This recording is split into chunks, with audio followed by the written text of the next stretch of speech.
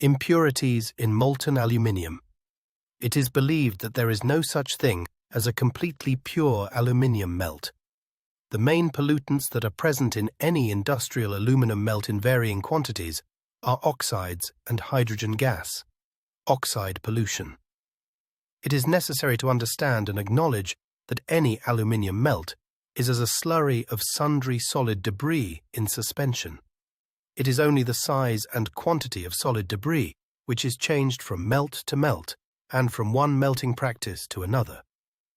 In particular, the large oxide films which is present from remelted returns can be substantially reduced by rotary degassing and filtration.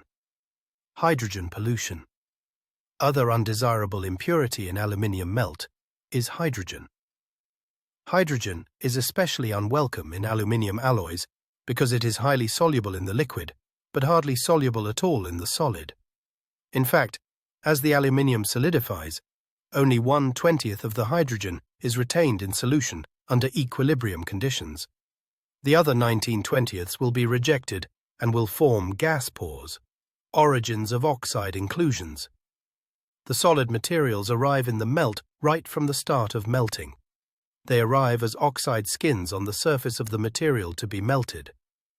In the case of ingots, bars cast into cast iron pig molds, the cooling rate of the ingots is rapid, and although carried out in air, the oxide skin which develops on the ingot during cooling is not especially thick.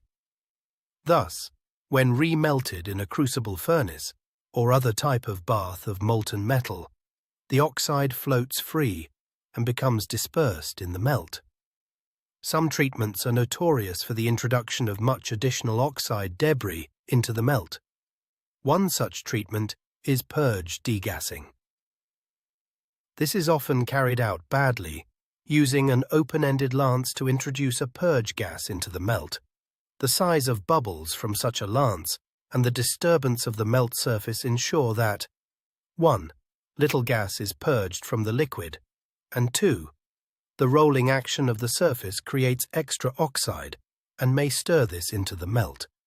A treatment intended to clean the melt and simultaneously degas is flux injection degassing. This process blows in a powdered chloride or fluoride flux into the melt on a carrier gas, usually nitrogen. By this means, both the oxide content and gas content of the melt are reduced. However, the oxide content and gas content are not eliminated. An alternative degassing treatment is rotary degassing.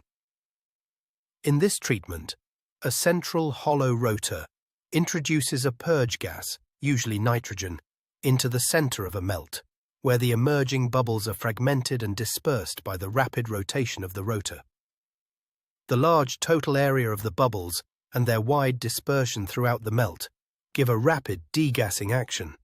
Whereas the hollow lance might give only poor degassing in an hour or so, the rotary technique typically reduces hydrogen to very low levels in only 10 minutes. Porous plug degassing. Another method that can be used to degas by creating fine bubbles is the use of a porous disperser on the end of a flux tube or a fixed porous plug. Porous plug are graphite or ceramic materials with very fine, interconnected porosity through which gas can be conveyed. These plugs can be installed into ladle bottoms, furnaces, or auxiliary treatment vessels.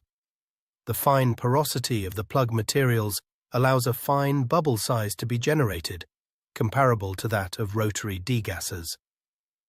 Porous plug degassing can be more economical than rotary degassing systems in which the rotors and shafts, usually graphite, require periodic replacement as they wear and oxidize. This figure compares the degassing obtained by using identical gas flow for porous plug, lance, and rotary degassing system. Thanks for watching. Remember to like, comment, and subscribe.